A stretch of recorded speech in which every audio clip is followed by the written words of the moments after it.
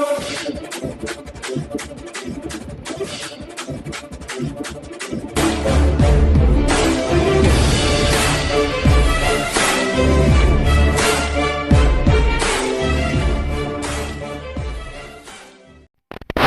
प्यारा हिंदुस्तान न्यूज 24/7 में आपका हार्दिक स्वागत है।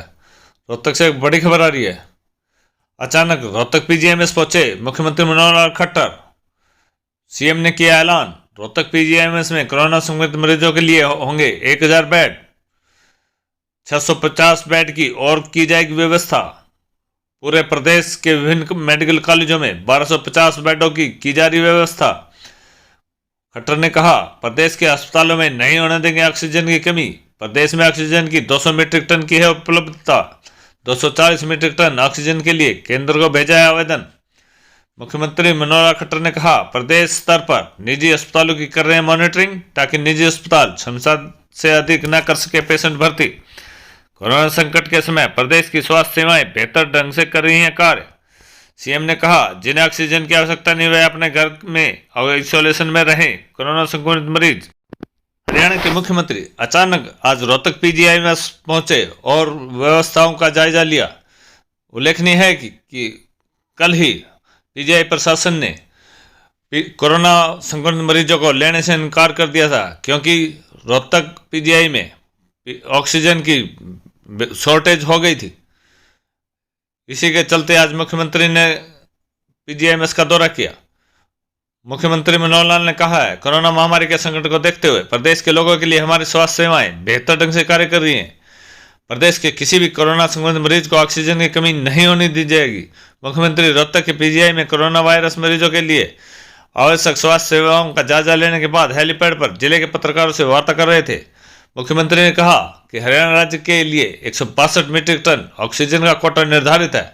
हमने इस कोटे को बढ़ाकर 200 मीट्रिक टन तक किया है। इसके अतिरिक्त 240 मीट्रिक टन ऑक्सीजन के लिए केंद्र सरकार को आवेदन किया है, जबकि 5 मीट्रिक टन लिक्विड ऑक्सीजन उद्योगपति नवीन जिंदल ने भेजने की बात कही है। उन्होंने कहा कि हम प्रदेश की जनता के लिए ऑक्सीजन की कमी नहीं होने देंगे। सीएम ने कहा, कोरोना महामारी के संकट को देखते हुए पीजीआईएमएस रोहतक में अतिरिक्त 650 बेडों की व्यवस्था की जा रही है, जबकि पहले ही पीजीआई में कोरोना मरीजों के लिए 350 बेड की व्यवस्था थी। अब कुल मिलाकर 1000 बेड पीजीआईएमएस रोहतक में कोरोना मरीजों के लिए उपलब्ध होंगे। उन्होंने कहा, प्रदेश के विभिन्न मेडिकल कॉलेजों में भी 1250 बेडों की व्यवस्था और की जा रही है।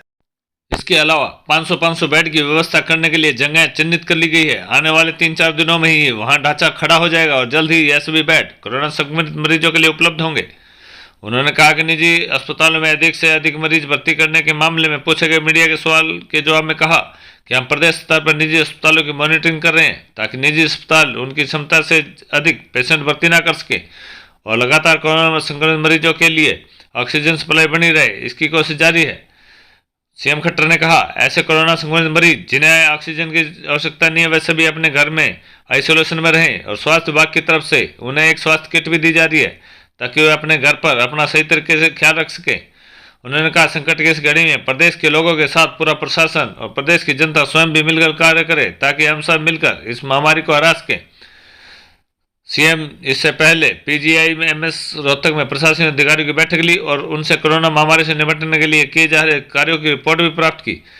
सीएम ने संस्थान में उपचाराधीन मरीजों की सुविधाओं के बारे में हेल्थ यूनिवर्सिटी के कुलपति से रिपोर्ट प्राप्त की और उन्होंने आवश्यक दिशा निर्देश भी दिए। बैठक में सीएम ने पीजीआईएमएस रोहतक के चिकित्सकों से ऑक्सीजन बेड की उपलब्धता होने, आईसीयू व दवाइयों के बारे में विस्तार से जानकारी ली। हेल्थ यूनिवर्सिटी के कुलपति डॉक्टर ओपी कालनार ने बैठक में मुख्यमंत्री को सभी सुविधाओं के बारे में बताया। इसके बाद सीएम ने लाला श्यामलाल बिल्डिंग का भी निरीक्षण किया। रोहतक से वैशाली सैनी की रिपोर्ट।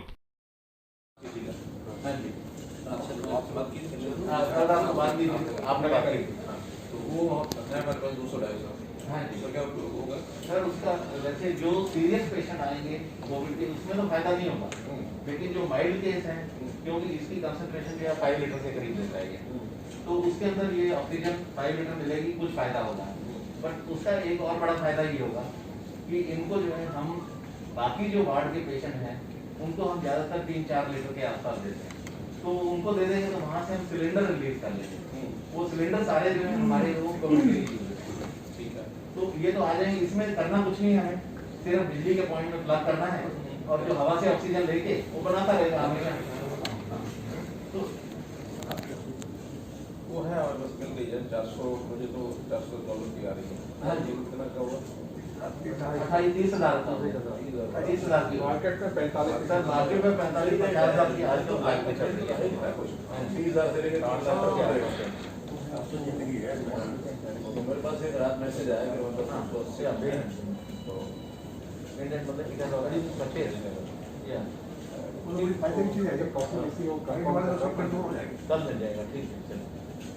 तो वो सारे के सारे लेकर के कुछ यहाँ भिजवा दें और जहाँ जरूरत हो 100 मानो जो दूसरे अस्पताल है जहाँ ज़्यादा ऑक्सीजन की समस्या है थोड़ी थोड़ी और भिजवा दें 50,000। सर इस वक्त जैसे है सर, अभी हमारे पास जैसे टोटल 1450 के करीब मरीज दाखिल हैं, जिनमें से ये कोविड वाले जो हैं ये करीब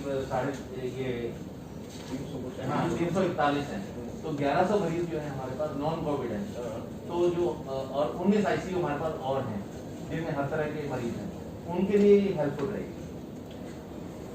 और कोविड के जो माइल्ड केस हैं उनके लिए हेल्पफुल रहेगी। ठीक है 100 उनको भेज दो। हाँ ठीक है सर, हमारे लिए बहुत हेल्पफुल रहेगी। बाकी और अस्पतालों में 20-20 केसेस करके अगर वो आती है तो बस अभी नंबर भी आपको भी फॉरवर्ड कर रहा हूँ, आप ही सीधे करा लीजिए। ठीक है। टेक्निकल वाला अपना ही करता है। Already been purchased. नहीं लेकिन वो उनका एड्रेस सबको मत दो, वो तो एक जगह ही दो, वहाँ से वो लेकर शालीन एक अपना अलग हाँ, कर रहा है, शालीन ये अलग कर रहा है। नहीं अलग नहीं करवाएंगे, पहले इसको शैलिंग के माध्यम से करो, शालीन इकट्ठा करेंगे तो उनके ग्रुप पर हम ले लेंगे। वहाँ से डाइवर्ट करके शैलिंग को करो, डाइवर्ट करके जिसमें करना है।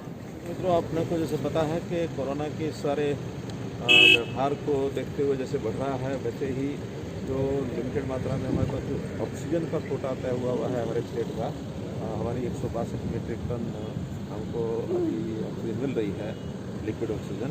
लेकिन पेशेंट्स की संख्या बढ़ते हुए वो कहीं ना कहीं उसकी अव्यवस्था होने लगी थी। तो आज 100 में सवेरे पानीपत गया था, उसके बाद हिसार गया था कि हम अपनी जो गैस फॉर्म की ऑक्सीजन है उसके ऊपर कुछ टेम्प्रेरी हॉस्पिटल्स की व्यवस्था बना सकें।